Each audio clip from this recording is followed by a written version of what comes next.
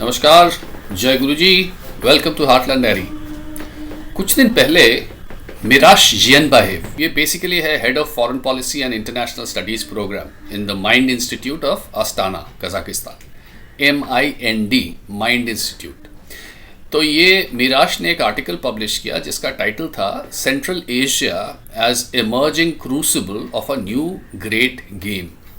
Article की ये submission था कि यूनाइटेड स्टेट्स को एक बार फिर से सेंट्रल एशिया के ऊपर फोकस करना ज़रूरी हो गया है to balance Russian and Chinese influence. तो ये सबमिशन था, आप इसको एक तरह से इसको इनविटेशन भी कह सकते हैं। Foreign policy and international studies programme के एक हेड बोल रहे कि वो भी कजाकिस्तान में बोल रहे कि यूनाइटेड स्टेट्स को थोड़ा सा सेंट्रल एशिया में रशिया और चाइना को बैलेंस करना ज़रूरी बन गया है। तो इस आर्टिकल को लेके बहुत सारा इधर उधर नेटवर्किंग हो रहा है। आर्टिकल का लिंक मैं आपको शेयर कर दूंगा, या तो कमेंट में या तो डिस्क्रिप्शन में।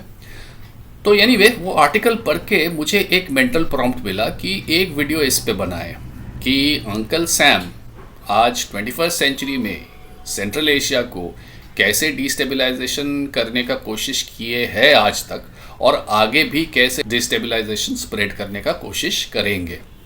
और आपको तो पता है कि हार्टलैंड डायरी में हम लोग कॉम्प्रिहेंसिव एनालिसिस करते हैं, खास करके अगर कोई region geographically important, strategically important कोई रीजन या एरिया लेके बात करते हैं, जैसे आपने सीरिया का वीडियो में देखा है। तो इस वीडियो को भी ज़रूर एंड तक देखिएगा और वीडियो को लाइक कीजिएगा, वीडियो को शेयर कीजिएगा नेटवर्क में।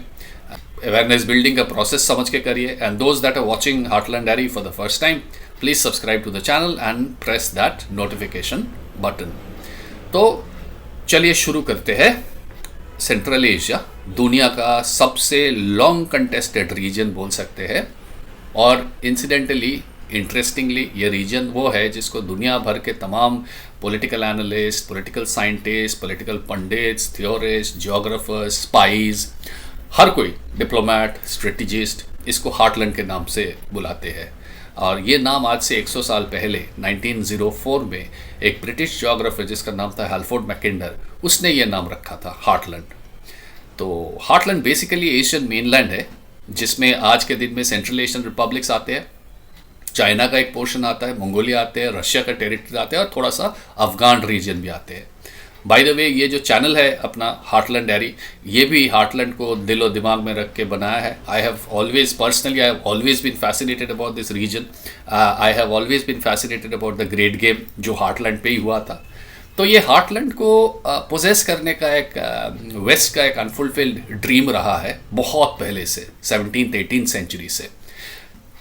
तो जैसे मैंने बोला था कि वीडियो एक बनाने का सोचा, लेकिन ये बात भी सही है कि एक वीडियो में ये मैनेज नहीं होंगे। पुराना बात अगर करना चाहे तो आप लोग को अगर पिछले सेंचुरीज में इंटरेस्ट है तो मुझे बताइएगा। हमने 18th 19th सेंचुरी में जो हार्टलैंड को लेकर इंग्लैंड रशिया का जो राइवलरी हुआ था, जिसको ग्रेट गेम बोलते हैं या टूर्नामेंट ऑफ शैडोज बोलते हैं, उस पर एक कभी बनाएंगे। लेकिन आज फोकस करेंगे उसके बाद वाला। तो हार्टलैंड में एक तो आपका ग्रेट गेम वाला सेंचुरी 2 सेंचुरी में हुआ था, ग्रेट गेम का वो जो कंटेस्ट था।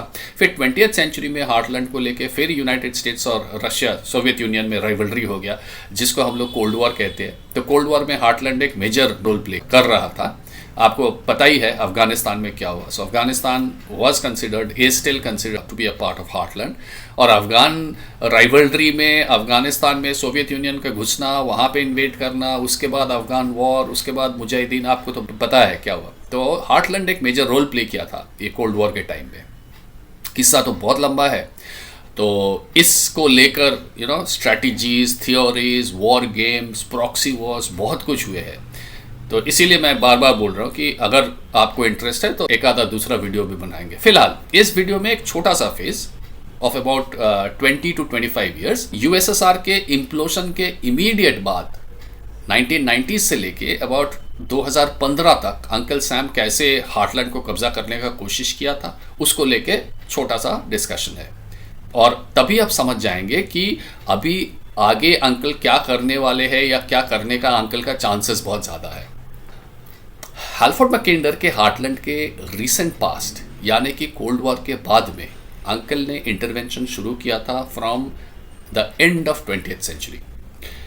1990s में यूएसएसआर तो इम्प्लोड हो गए, यूएसएसआर इम्प्लोड होने के बाद वहाँ पे सोवियत सेंट्रल एशिया सेपरेट होके Uzbekistan, Turkmenistan, Kazakhstan, Tajikistan, Kyrgyzstan etcetera स्थान बन गए। और ये सब में कज़ाकिस्तान और Turkmenistan becomes very important for this video. पहले बात करते हैं कज़ाकिस्तान का। कज़ाकिस्तान का एक टेरिटोरियल वाटर्स जिसको कहते हैं is north Caspian C.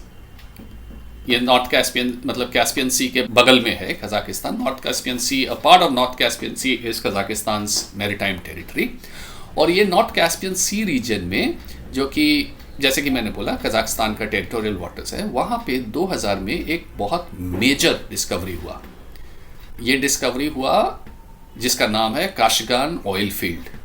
Estimate किया गया कि there was about 70 billion barrels of crude oil, जिसमें 13 billion barrels were recoverable, commercially recoverable. और ये दोनों स्टेटिस्टिक्स 70 बिलियन एंड 13 बिलियन ये कर दिया काशगान ऑयल फील्ड को 5th largest oil field in the world.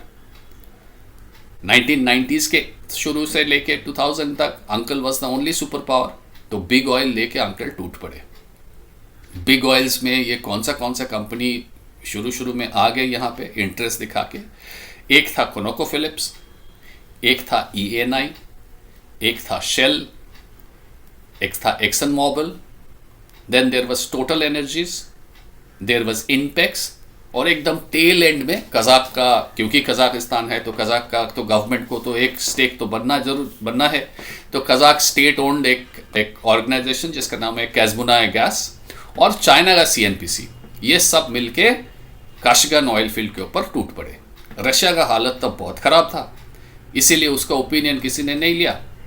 तो एक तरह से देखा जाए तो अंकल का हार्टलैंड में बिग ऑयल कंपनीज के थ्रू 21st सेंचुरी में फाइनली एंट्री हुआ। 18th सेंचुरी से 19th सेंचुरी में जो ट्राई कर रहे थे वो फाइनली 21st सेंचुरी में अंकल का एंट्री हुआ।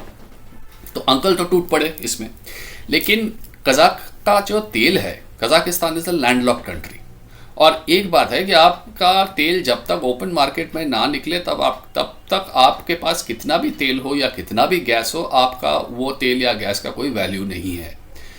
तो कज़ाकिस्तान का ऑयल एंड गैस जो है ये निकलेंगे कहाँ से? सीन में आ गया एक बहुत ही इंटरेस्टिंग सा पाइपलाइन जिसको बोलते हैं BTC। BTC को लेके शायद एक अलग वीडियो बना सकते हैं, एटलीस्ट 2-3 मिनट का वीडियो तो हो ही जाएगा, क्योंकि ये चीज़ बहुत इंटरेस्टिंग है। BTC मतलब बहुत सारे पाइपलाइन है but BTC is very interesting. Short में ऐसा है कि BTC मतलब बाकू, टिब्लिसी एंड शेहान। तो बाकू से ये ओरिजिनेट करता है अज़रबैजान में, और जॉर्जिया तबिलिसी से के थ्रू जाते हैं, और खेहान या शेहान जो बोलते हैं टर्की में, वहाँ पे जाके ये ख़त्म होता है। और ये सिर्फ एक ही रास्ता था जिसको लेकर आप Kazakh oil and gas non Russian territory से ले जा सकते हो, क्योंकि Kazakhstan was a part of Soviet Union. तो जितना भी ट्रांसपोर्टेशन इंफ्रास्ट्रक्चर, पाइपलाइन, रिग्स जितना भी बना है सब सोवियत यूनियन के तरफ था, सब मॉस्को के तरफ था। सो कैस्पियन सी के नॉर्थ में कज़ाकिस्तान का ऑयल फील्ड, कैस्पियन सी के नीचे से ऑयल पाइपलाइन जाएंगे, जाके कैस्पियन सी के दूसरा साइड में बाकू अज़रबैजान में ये oil and gas pipe end होंगे, वहाँ से गैस लेके ट्रांसपोर्ट किया जाएगा through Georgia and to Turkey. और टर्की में गए तो open waters, Mediterranean sea, and the gas is ready to be shipped to Europe. तो उस टाइम में डिक चेनी बहुत लॉबिंग किया अस्ताना में आके, बहुत वाइनिंग एंड डाइनिंग, अस्ताना का और जितना भी VIP है, स्टेट लीडर्स है, सबको लेके। ये था 2006 में। ये पूरा जो भी जितना भी PR था, जितना भी पब्लिक रिलेशन एफर्ट था, पूरा एक ही चीज़ के लिए था कि Kazakh oil and gas BTC pipeline के थ्रू यूरोप में लाना है।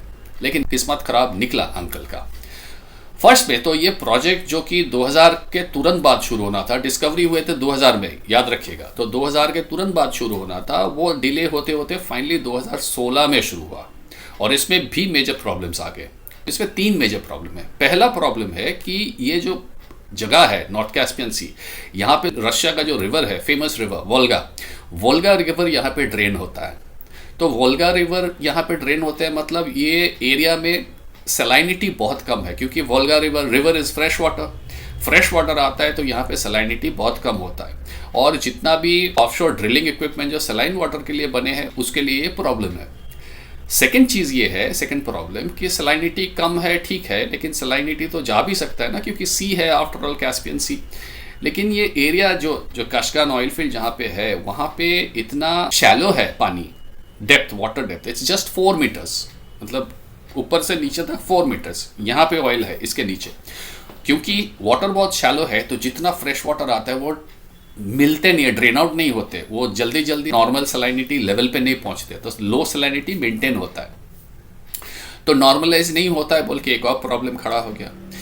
जो सेकंड प्रॉब्लम खड़ा हुआ वो है कि ये नॉर्थ कैस्पियन सी सब आर्कटिक रीजन में है, और सब आर्कटिक रीजन में आपको तो पता है टेम्परेचर बहुत लो होता है, साल में 5-6 महीना फ्रीज रहता है, फ्रोजन रहता है, तो इसमें क्या हो जाता है, इसमें commercial extraction becomes very difficult. Number 3 जो है, तीसरा प्रॉब्लम है हाइड्रोजन सल्फाइड। एक रिपोर्ट में पढ़ता हूं, the Kashagan project has rather unusual adverse operating environment and complexity, namely both high levels of highly toxic and corrosive hydrogen sulphide in the Kashagan reservoir, which is under very high pressure of 770 pounds per square inch. ये report का भी link मैं आपको description में या comments में दे दूंगा। ये रिपोर्ट आया, इसको देखा कि ये कमर्शियली या एनवायरमेंटली वायबल नहीं लग रहा है ये गैस, तो इसके कारण 2013 में ConocoPhillips, one of the big companies जो सबसे पहले आया था, टूटे थे इसमें, कूद पड़े थे इसमें, they left the first time. तो ये 3 मतलब वोल्गा रिवर का fresh water and shallow depth, half frozen 6 महीना 5 महीना फ्रोजन, और high levels of hydrogen sulphide, ये तीनों मिलके तीनों मेजर फैक्टर्स बन गए। एनवायरमेंटल फैक्टर्स भी आ गए। कजाक गवर्नमेंट के साथ बिग ऑयल का मल्टीपल $1 बिलियन कंपनसेशन केसेस चल रहा था, अभी भी चल रहा है, ये इसको केस दे रहा है, वो इसको केस दे रहा है, यही चल रहा है। और 24 साल बाद आज भी कजाकिस्तान ऑयल एंड गैस का सक्सेसफुल एक्सट्रैक्शन और रीडिस्ट्रीब्यूशन आप कह सकते हो एक तरह से फंसा हुआ है, मतलब हो रहा है एक्सट्रैक्शन, बट जिस लेवल का उसमें पोटेंशियल है उस पोटेंशियल के आसपास भी नहीं है। तो Kazakhstan despite having inherited lot of resources, different region के लिए रशिया और चाइना के इन्फ्लुएंस के बाहर अभी तक नहीं जा पा रहे। हालांकि देखिए, मैंने पिछले एक वीडियो में भी, बांग्लादेश वीडियो में भी बोला था कि एक अगर छोटा सा कंट्री सराउंडेड 2-3 साइड में बाई ए बड़ा कंट्री, रीजनल पावर, तो उसको वो रीजनल पावर के एरिया ऑफ इन्फ्लुएंस से जाना बहुत मुश्किल है। तो कजाकिस्तान कोशिश कर रहा था एक टाइम में, गवर्नमेंट का प्रायोरिटी है, अगर कोई गवर्नमेंट आता है जो बिग पावर के साथ अलाइन होना चाहते हैं, रीजनल बिग पावर, तो वो गवर्नमेंट का प्रायोरिटी है। कोई गवर्नमेंट अगर चाहते हैं कि बाहर वाला कोई बिग पावर के साथ अलाइन करेंगे, तो वो गवर्नमेंट का प्रायोरिटी है। लेकिन कजाकिस्तान का ऐसे है नेचुरली, एक ज्योग्राफी के हिसाब से, क्योंकि रशिया और चाइना के इन्फ्लुएंस जोन में है, तो डिफरेंट रीजन्स के लिए ये रशिया चाइना के इन्फ्लुएंस के बाहर नहीं जा पा रहे। लेकिन शायद उन लोग के गवर्नमेंट के मन में है, क्योंकि इस बीच में अंकल ने 2022 में कजाकिस्तान में एक रेवोल्यूशन भी कराने का कोशिश किया, जो अनसक्सेसफुल हो गया। तो ये है कजाकिस्तान का कहानी। लेकिन ये मत सोचिएगा कि अंकल का कोशिश सिर्फ कजाकिस्तान के लिए था। अंकल ने उसमें एक दूसरा कंट्री को भी अपना में भी अपना स्कीम चला रहा था, और वो कंट्री है तुर्कमेनिस्तान, जिसको लेके हम अब बात करेंगे। तुर्कमेनिस्तान भी एक बहुत स्ट्रेटेजिकली लोकेटेड ज्योग्राफी है इस रीजन में।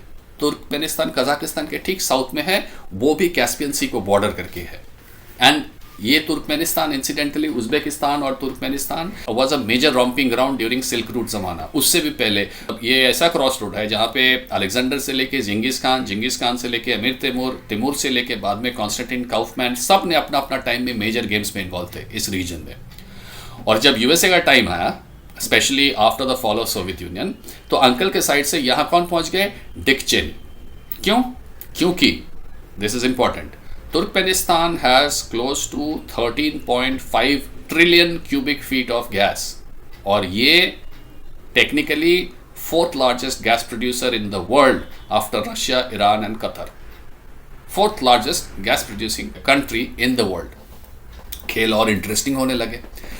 अंकल यहाँ पे आके 2 पाइपलाइन प्रपोज किए। एक पाइपलाइन जिसको लेकर पहले बात करेंगे वो था ट्रांसकैस्पियन पाइपलाइन। दूसरा पाइपलाइन का नाम भी हम नहीं ले रहे हैं, बाद में लेंगे, क्योंकि वो बहुत इंटरेस्टिंग पाइपलाइन है। उसमें हम लोग का भी थोड़ा सा इस रीजन का थोड़ा सा पॉलिटिक्स आ जाएंगे। तुर्कमेनिस्तान का उस टाइम में लीडर थे सपर मुराद नियाज़व, जो अपने को सन किंग कहते थे। तो ये बहुत खिलाड़ी आदमी थे। सपर मुराद नियाज़व क्या किया, उसने एक तरह से अंकल के साथ भी, एक तरह से रशिया के साथ भी फ्लर्टिंग शुरू कर दिया, दोनों के साथ बार्गेनिंग शुरू कर दिया। तो अंकल का जो ट्रांस कैस्पियन पाइपलाइन था अंकल का। ट्रांस कैस्पियन पाइपलाइन भी वैसे जो जैसे मैंने बोला ना बीटीसी पाइपलाइन उसी तरह जैसे था कि वो तुर्कमेनबाशी से पाइपलाइन ओरिजिनेट करेंगे। तुर्कमेनबाशी तुर्कमेनिस्तान में है, eastern side of Caspian sea. नीचे से जाएंगे, सीधा जाएंगे बाकू में, western side of Caspian sea. Baku से वो पाइपलाइन एक्सटेंड करेंगे टर्की का एक जगह जिसका नाम है एर्जुरुम, वहाँ से ओपन मार्केट में जाएंगे। ये था ट्रांस कैस्पियन पाइपलाइन का प्लान, और ये था 1990 से लेके 2000 तक का जो जहाँ पे ये सब जो प्लानिंग चल रहे थे, ये सब जो पीआर चल रहे थे, स्कीम्स चल रहे थे। अंकल को लगा झटका मिड 2000 में, क्योंकि सफर मुराद नियाज़व बहुत फ्लर्टिंग किया दोनों के साथ, और करने के बाद फाइनली 2005-2006 में डिसाइड किया कि तुर्कमेन का जितना भी सरप्लस गैस है, तुर्कमेनिस्तान अपने देश में कितना गैस लगता है, छोटा सा कंट्री है, नॉट वेरी डेवलप्ड, तो surplus gas is huge. Turkmenistan का जितना भी सरप्लस गैस है सब उसने गैसप्रोम को दे दिया, रशियन गैस जाइंट गैसप्रोम को दे दिया। उसके साथ गैसप्रोम को योलतान गैस फील्ड में भी एक्सप्लोरेशन का परमिशन दे दिया। तो ये एक तरह से देखा जाए तो ट्रांस कैस्पियन पाइपलाइन का जो प्रोजेक्ट था इसको बिल्कुल ख़त्म कर दिया, मार दिया इसको 2006 में। इससे अंकल को हो गया गुस्सा। टीसीपी या trans Caspian pipeline was the last hope. और ये लास्ट होप क्यों? क्योंकि इस बीच में वो सेकंड पाइपलाइन जो मैं बोल रहा था, नाम भी नहीं लेंगे, एक एक्सट्रीमली एक इंटरेस्टिंग सा इवेंट हो गया था इस सेकंड पाइपलाइन को लेके। तो ये सेकंड पाइपलाइन का नाम है ट्रांस अफगान पाइपलाइन। कोई बोलता है टीएपी ट्रांस अफगान पाइपलाइन, कोई बोलता है TAPI Turkmenistan Afghanistan Pakistan India pipeline. Trans Afghan या टीएपीआई, ये इसका रूट क्या था? तुर्कमेनिस्तान से अफगानिस्तान, अफगानिस्तान से पाकिस्तान ग्वादर, पाकिस्तान ग्वादर से ओपन मार्केट अरेबियन सी, और इंडिया का एक आ जाएगा इसमें फजिल्का में, जहाँ पे इंडिया में डोमेस्टिक गैस डिस्ट्रीब्यूशन होंगे। ये था प्लान। और ये रूट क्या था? ये रूट था कि वो दौलताबाद गैस फील्ड से ये पाइप ओरिजिनेट करेंगे और अफगानिस्तान में ये कांदाहार होके फिर ग्वादर में जाएंगे। ये था ट्रांस अफगान पाइपलाइन का प्रोजेक्टेड रूट। नोट कीजिए, it's very important. This is late 1990s, 96 के बाद, मतलब मुल्ला उमर के लीड में तालिबान 96 में आ गया अफगानिस्तान में। लेट 90s में ट्रांस अफगान पाइपलाइन लेके बात हो रहा है। एक ऐसा सिचुएशन है जब सिर्फ पाकिस्तान, यूएई और शायद सऊदी अरेबिया ने तालिबान को रिकॉग्नाइज किया। अंकल ने रिकॉग्नाइज भी नहीं किया था तालिबान को तब, लेकिन अंकल बिल्कुल टाइम वेस्ट नहीं किया, सीधा तालिबान लीडरशिप को यूएस बुला लिया, उसको टेक्सास बुलाया, उसको वीआईपी ट्रीटमेंट दिया और ये ट्रांस अफगान पाइपलाइन का प्रपोजल रखे। इसमें मेजर प्लेयर कौन था? इसमें मेजर प्लेयर था एक कंपनी जिसका नाम था उनोकैल। ये gas transnational, oil and gas transnational. लेकिन उनोकैल नाम उतना इंटरेस्टिंग आपको नहीं लगेगा। जब आप उनोकैल का कंसल्टेंट्स कौन थे वो सुनेंगे तब आपको इंटरेस्ट लगेगा। उनोकैल का नंबर 1 कंसल्टेंट था हेनरी किसिंजर। हेनरी किसिंजर लेके कोई बात करना ज़रूरी ही नहीं है, आप सब जानते हैं। उनोकैल का number 2 most important consultant was Zalmay Khalilzad. Zalmay Khalilzad ने तालिबान का बहुत प्रेस किया मेन स्ट्रीम मीडिया में कि तालिबान अमेरिका के लिए बहुत इंपॉर्टेंट है। एक टाइम में रोनाल्ड रेगन ने मुजाहिदीन को बोला था founding fathers of Afghanistan. Zalmay Khalilzad मोटा मोटा उसी लेवल पे चले गए और बोलने लगे कि तालिबान इज़ एब्सोल्युटली मतलब इम्पेरेटिव फॉर यूनाइटेड स्टेट्स। और ज़ल्मे खलीलज़ाद कौन है? ये लास्ट में जो तालिबान के साथ जो दोहा टॉक्स में the chief negotiator on behalf of United States, that same Zalmay Khalilzad, he was Unocal का एक कंसल्टेंट। तालिबान वहाँ पहुँचे, सब सुने, फिर वापस आ गए, कुछ बोले नहीं। अंकल को बाद में पता चला कि जैसे सफर मुराद नियाज़व उधर तुर्कमेनिस्तान में एक तरह रशिया एक तरह अमेरिका से खेल रहे थे, तालिबान भी वही कर रहे थे। तालिबान इधर टेक्सास में मौज मस्ती कर रहे थे उनोकैल के पैसे में, और उसी टाइम में अर्जेंटाइन एक ट्रांसनेशनल था जिसका नाम था ब्राइडस, उससे बात चला रहा था एक पाइपलाइन बनाने का। अंकल को आ गया गुस्सा, और गुस्से में आए अंकल क्या किया? अंकल ने ब्राइडस के साथ उल्टा गेम खेल दिए, और ऐसा गेम खेला कि ब्राइडस बहुत जल्दी उसके बाद was forced to sell off its company. किसको सेल किया? एमोको। और एमोको में कौन कंसल्टेंट था? My favourite diplomat Zbigniew Brzezinski, doctor Z big. Zbigniew Brzezinski was the chief consultant of Amoco. उसने क्या किया, एमोको को बाद में ब्रिटिश पेट्रोलियम के साथ मर्ज करा दिया। तो आप गेम समझ रहे हो, इधर उनोकैल आके तालिबान को प्रेशराइज किया, तालिबान जाके ब्राइडस से बात किया, अंकल देखा ब्राइडस में अपना रिस्क है बोल के ब्राइडस को एक्वायर कर लिया एमोको के थ्रू, और एमोको को मर्ज करा दिया ब्रिटिश पेट्रोलियम, और ये सब कराया ज़्बिग्niew ब्रेजिंस्की ने। और ये सब होते होते 3-4 साल लग गए। तो 96, 99 उस टाइम से 3-4 साल लग गए, तो मतलब 2001, अभी अर्ली 2001 का बात करते हैं। और ईयर को नोट कर लीजिए, year is very important 2001, because 2001 में बहुत कुछ हुआ था। तो 2001 मार्च में तालिबान को फिर से यूनाइटेड स्टेट्स बुलाए। इस टाइम में पिछले बार टेक्सास बुलाए थे, इस टाइम में सीधा वॉशिंगटन में बुला लिए, जॉर्ज बुश थे वहाँ पे चला नेगोशिएशन। और नेगोशिएशन के दौरान, नेगोशिएशन के टाइम में तालिबान ने एक बहुत ही हेफ्टी ट्रांजिट फ़ी मांगा। ट्रांजिट फ़ी तो लेते हैं ना हर देश, जिस देश के थ्रू से पाइपलाइन पास होता है वो ट्रांजिट फ़ी मांगते हैं। तो तालिबान ने बहुत हेफ्टी ट्रांजिट फ़ी मांगा, इतना हेफ्टी ट्रांजिट फ़ी मांगा और इतना गुस्सा आ गया यूएस को कि वो जो नेगोशिएशन था, वो टॉक्स था, वो बिल्कुल बीच में बंद हो गया, टूट गया वो। Okay, this was March 2001। Very important here because July 2001 में, उसी साल में 2-3 महीने बाद, एक ग्रुप ऑफ 8 समिट में कुछ वेस्टर्न डिप्लोमैट्स से हल्का एक विस्पर आया बाहर। विस्पर क्या था? अच्छा, इस विस्पर को बिल्कुल मेन स्ट्रीम मीडिया जो है वो उसने दबा दिया। एक आधा जगह पे ये निकला है, मतलब मैं आपको साथ एक लिंक शेयर करूंगा। ये विस्पर क्या था? विस्पर था कि तालिबान को यूएस ने 2001 के एंड में अटैक करने का प्लान बना लिया है। अब देखिए, सितंबर में 9/11 हुआ और यूएस येमेन और सऊदी अरेबिया छोड़कर अफगानिस्तान पहुंच गए। और ये मेरा पॉप क्विज है कि Osama bin Laden half Saudi था और हाफ येमेनी था। तो half Saudi half Yemeni attack किया यूनाइटेड स्टेट्स को, साथ में कुछ दूसरा तीसरा इधर उधर से कुछ हाईजैकर्स लेके। तो यूएसए ने अफगानिस्तान में जाके क्यों अटैक किया? यूएसए को तो हिसाब से कायदे से ये सऊदी अरेबिया को अटैक करना था या येमेन को अटैक करना था, अफगानिस्तान में क्यों अटैक किया? बहुत लोग बोलते हैं कि ना उस टाइम में उसने अफगानिस्तान ने उसामा बिन लादेन को शेल्टर दिया था, ये दिया था, वो दिया था, ठीक है। लेकिन इस लाइट में ये जो मैं आपके साथ लिंक शेयर कर रहा हूँ कि 2001 के जुलाई में उसने प्लान बना लिया था कि यार ये टॉक्स तो ख़त्म हो गया, अब ट्रांस अफगान पाइपलाइन बन नहीं पाएंगे जब तक तालिबान को वहाँ से ना हटाए। तो एक प्लान बनाया जाए, ईयर एंड में उसको अटैक किया जाए, और 9/11 में एक रीज़न मिल गया, एक बहाना मिल गया। इसके बाद क्या हुआ? यूनाइटेड स्टेट्स ने अटैक किया, तालिबान भाग गए, तालिबान को ख़त्म तो नहीं कर पाया, तालिबान को स्कैटर कर दिया, तालिबान भाग के पाकिस्तान में कुछ घुस गए, कुछ कंधार में आके अपना स्ट्रांग होल्ड बना लिया, और अफगानिस्तान में आए हामिद करज़ाई। और हामिद करज़ाई कौन थे? बहुतों बोलते हैं हामिद करज़ाई CIA एसेट थे। उस पर मेरा कोई मतलब खास वो नहीं है, this is open secret, everybody knows, मतलब कोई खास इंपॉर्टेंस देने वाली बात नहीं है कि लिंक आपसे शेयर करें ऐसा ऐसा, ये तो ओपन सीक्रेट है। लेकिन हामिद करज़ाई का एक दूसरा भी आइडेंटिटी था, वो उनोकैल के फॉर्मर रिप्रेजेंटेटिव थे। तो कुछ कुछ नाम देखिएगा बार बार आ रहे जा रहे। सो उस टाइम में क्या क्या, हामिद करज़ाई को काबुल में बिठाने के बाद डोनाल्ड रम्सफेल्ड ने मुशर्रफ को घसीट कर, करज़ाई को घसीट कर एक टेबल पे लाया, लाके बोला यार टापी को लेके, ट्रांस अफगान पाइपलाइन को लेके फिर से डिस्कशन करो।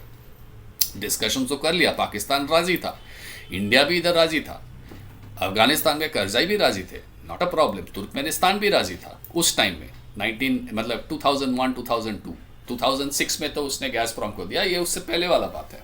तुर्कमेनिस्तान भी तब सफर मुराद नियाज़व दोनों साइड खेल रहे, वो भी राजी थे। प्रॉब्लम हो गया कि ये जो गैस पाइपलाइन जो दौलताबाद से ओरिजिनेट करके पाकिस्तान ग्वादर जाएंगे, इसका रूट था, रूट में एक बहुत इंपॉर्टेंट सा हब था, वो था कांदाहार। और यूनाइटेड स्टेट्स और हामिद करज़ाई में कितना कुछ कर लिया, लेकिन तालिबान का जो स्ट्रॉन्ग होल्ड है, तालिबान का origination point was Kandahar, Taliban का जो स्ट्रॉन्ग होल्ड था वो उस वक्त भी कांदाहार था, तालिबान को कांदाहार से हटा नहीं पाए। इनफैक्ट हेलवंद और कांदाहार से United states at the peak of their occupation भी तालिबान को हटा नहीं पाए थे। तो ये जो हामिद करज़ाई है, इसका इन्फ्लुएंस काबुल के आसपास 2-4 किलोमीटर 10 किलोमीटर तक था, कांदाहार में तो इसका कोई इन्फ्लुएंस ही नहीं था। लेकिन पाइपलाइन जाएंगे कैसे? तुर्कमेनिस्तान से कांदाहार होकर पाकिस्तान जाना is very difficult, it's next to impossible. तो कांदाहार से तालिबान को नहीं हटा पाया तो ट्रांस अफगान पाइपलाइन भी अटक गए। तब से 2000 2003-4 से cut to this decade, 2020s वाला डेकेड, अभी ऐसा है कि तुर्कमेन गैस जाता है चाइना को, वाया कजाकिस्तान। तुर्कमेन से गैस एक्सट्रैक्शन होता है, वो जाता है चाइना को via Kazakhstan. Trans Afghan pipeline लेके रिवाइवल का बात चल रहा है। अभी तो अफगानिस्तान में तालिबान आ गया, बट ये रिवाइवल बात चल रहा है थ्रू एशियन डेवलपमेंट बैंक। यहाँ पे अंकल का रोल थोड़ा डाइसी है। और बाकी साइड से भी अंकल का जो बोनाफाइड बिजनेस था इनटू एशियन हार्टलैंड, ये फॉर बिल्डिंग स्ट्रेटेजिक फुटप्रिंट, ये दोनों जगह पे, तुर्कमेनिस्तान में, कजाकिस्तान में, दोनों जगह पे फ्लॉप हो गए। तो ये है प्रेजेंट पोजीशन, और ये था अंकल का first innings of 21st century adventure into Mackinder's heartland, into our heartland. ये एडवेंचर था लेजिट बिजनेस के थ्रू हार्टलैंड स्टेट्स पे कब्जा जमाने का, जैसे अंकल ने यूरोपियन यूनियन में किया है। यूरोपियन यूनियन को एक तरह से अपना एकदम मतलब कैप्टिव स्टेट बना लिया, कैप्टिव रीजन बना लिया है। जैसे अंकल सऊदी अरेबिया में बहुत सक्सेसफुली बहुत साल मेंटेन किया, अभी थोड़ा सा डाइसी हो गया है, लेकिन अभी भी है, बहुत स्ट्रांग होल्ड है। लेकिन एशियन हार्टलैंड जो कि 18th और 19th सेंचुरी में जैसे थे, very difficult to control geography with very difficult to control people, आज भी वैसे ही रह गए हैं। एक और वीडियो बनाएंगे, वहाँ अंकल, जैसे मैंने बोला था, वहाँ अंकल कैसे ऑयल एंड गैस के बाहर जाकर अगले 1-2 डेकेड्स में टेररिज्म को शायद यूटिलाइज करके सेंट्रल एशियन हार्टलैंड में अपना फुटप्रिंट कैसे बनाने का सोच रहा है, उसको लेके एक वीडियो में बात करेंगे। तब तक के लिए देखते रहिए, साथ में रहिए। जय गुरु जी, जय हिंद।